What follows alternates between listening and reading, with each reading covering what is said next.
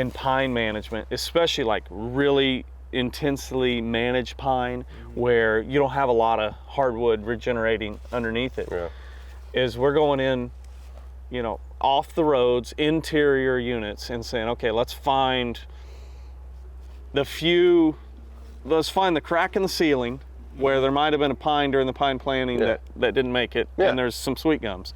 And you know, we can all say, sweet gums aren't our favorites.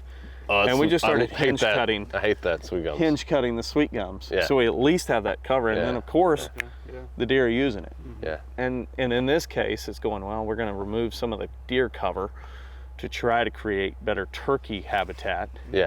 And that's also going to force the deer into using the areas we selected versus having the chance to use this whole 40-acre block. 20 or 40 acre block.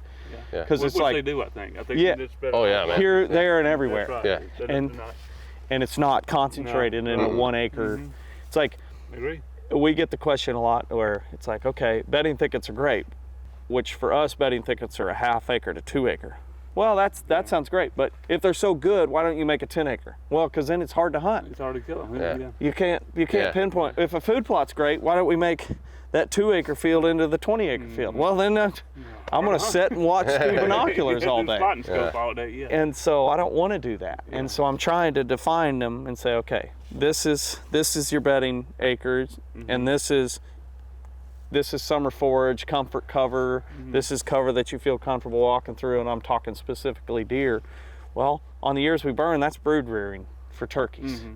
And trying to just then, you know, put little thickets here and there and there and there, and the whole way in between is whether it's going to be nesting cover or brood rearing cover, which brood rearing cover is areas that have been burned in the spring, and now that's high quality forage for the deer that year. So the fawning forage and fawning cover, and it all works together.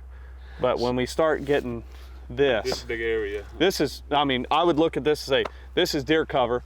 It's got woody browse, but it's not high quality summer forage for, look at that, a mosquito already. Yeah, marsh, Oh man. So one thing I'd say though is I think, I mean, in the fall, I've seen deer bed anywhere, open forest too. You know what I mean? So even if we pull back this vegetation, you know, around these roads, I still, with a lack of pressure, I still feel like those deer are still going to bed right in here. Probably. I mean, you know, I mean, they may in the daylight hours stick down in the bottom, you know, I mean, for the most, but I mean, I think they're going to be. When we're talking play it by the numbers, I don't think you're probably going to see a 4.5, 5.5-year-old buck that we're targeting bed right in here. But you may see a doe group, and a family group of does come in here and lay down.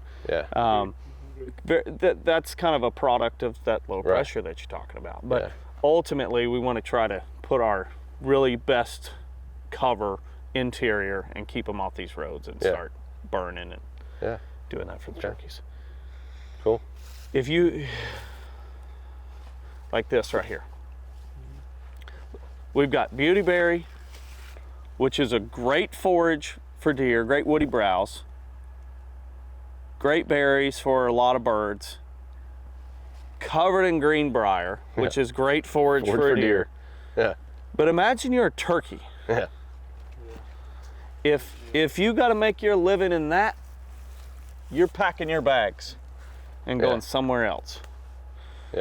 That is not, I mean, this is where deer hunters and turkey, if a guy's wearing 2 caps and he's a deer guy and a turkey guy, you look at that as a deer guy and say, that's I mean, that's awesome. Man, greenbrier right there, that's perfect height. And he can bed right there, and that's incredible. But when you look at it from a turkey perspective and you're like, this is right on a road. That's not what we're going for. I'd love to pick all that up and move it over and say we got it in the interior, but I'd like to see this way more open. You gonna make me get rid of that oak too, you know? Or can I leave that one? Well, that oak ain't very good. He don't have much of a life ahead of him. No good, huh? But you're fired. Yeah.